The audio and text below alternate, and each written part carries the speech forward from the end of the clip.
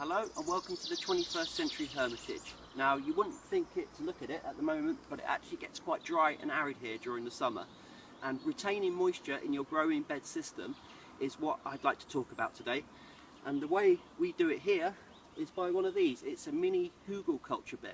In recent years, countries like Italy, Portugal, parts of the US and Australia have suffered from terrible droughts and forest fires. So if you live in one of these countries or a dry zone area, you might want to reconsider how you grow your vegetables and what type of bed you use. Traditionally, we gardeners tend to use a mulch on top of the growing surface area to retain the moisture in. In these days, at these high temperatures, perhaps that's not enough. So what we're trying here at the Hermitage this year is retaining the moisture beneath the ground. Let me tell you a bit more about the hugelkulture mound. This is a small example of a hugelkulture mound, but the principle is the same even on this scale. The first stage of creating one of these is to dig the trench. As you can see I've done here. Typically the trenches are 1 or 2 feet deep. We then layer various types of organic materials until we reach the achieved mound structure.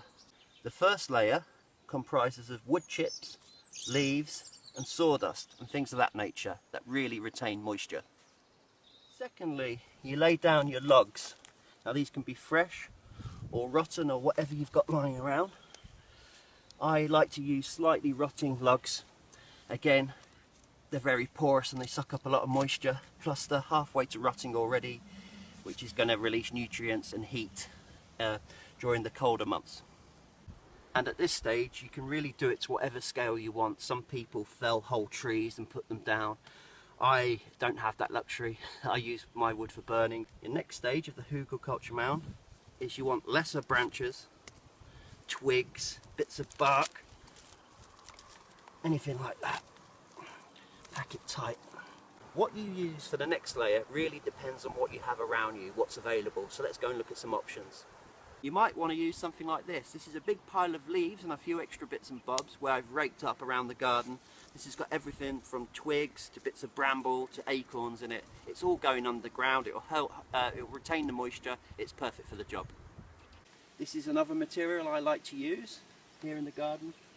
It's a mixture that accumulates naturally here on my driveway. Let's have a look. As you can see, it's a natural mix of detritus, bits of leaves, pine needles, pine cones, everything that's been naturally washed down by the rain and accumulating here on the driveway. That's perfect for the job. That's it for you. On the contrary to popular belief, you can use pine needles for composting and in mulches and things like that. They're not too acidic. They are slightly acidic as they rot. They become pH neutral and they're packed with nitrogen. Finally, another option would be dead grass or straw, hay, anything of that nature you've got. Again, it's really good at holding the moisture in and packed with nitrogen.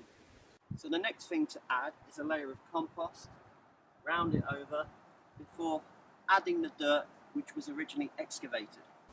Some gardeners give the hugelkulture mound a water with a hose at this stage before they cover it back over with the earth. As I said, I've left mine open. We've just had a lot of heavy snow. So the snow's thawed down slowly and really given everything a good soaking. So now, in my eye, it's the time to cover it up. We're now approaching mid-March. So if you're in Australia and you're coming into autumn, or if you're in Europe or the Americas and coming into spring, it's an ideal time to make one of these, because the best thing you can do with these is take it slowly and leave it exposed, wait for the wet weather, drench it down, drench it through, before covering it back over again, and that's what I'm going to do now. Okay, so now I've shown you the stages of how to make one of these hugelkulture mounds. I'm going to finish mine off. And here it is, the finished miniature hugelkulture bed. Remember, it is a scaled down version. And if you're wondering, the term hugelkulture translates from mound culture. Okay, so you can clearly see the mound shape. Now, one thing to remember is that's actually going to decrease in height as the organic material that's buried decomposes. Now, there are several benefits to growing vegetables with one of these. Come and have a look. Along the top ridge, I've chosen to plant my raspberry canes at a spacing of 30 centimetres. Basically, in this ridgeway, I've put enough compost for the plant to be planted and establish it. By the time these canes have established and their roots find their way down into the organic matter that we buried in this mound, the organic matter inside will be rotted to the point where these plants can use it for food and energy and nourishment. You see, a great benefit of using a bed like this is you're composting and growing on top of the compost pile at the same time.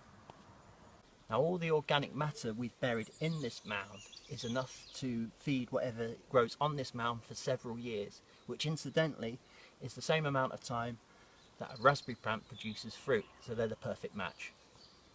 As well as elevating the crop you grow along the top of this mound, there's also benefits for plants which like a little bit of shade. You could plant them along this side, and other crops that like full sun, which you could plant along the sunnier side. Also, this can act as a bit of a windbreak protecting crops. So you can see that the hugelkulture is quite an ingenious growing system.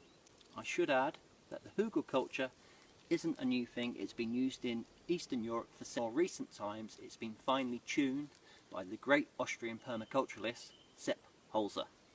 And it's the philosophy of permaculture and permaculture design we'll be applying to this garden behind me, which is currently a wild cherry tree grove mixed with ash. Part of the garden may not look like much at the moment, so the hugelkulture bed was the first stage applying a permaculture design to this wild cherry grove. But we're going to do another video explaining our permaculture design here. We hope you enjoyed this video, and we'll see you next time on the 21st Century Hermitage.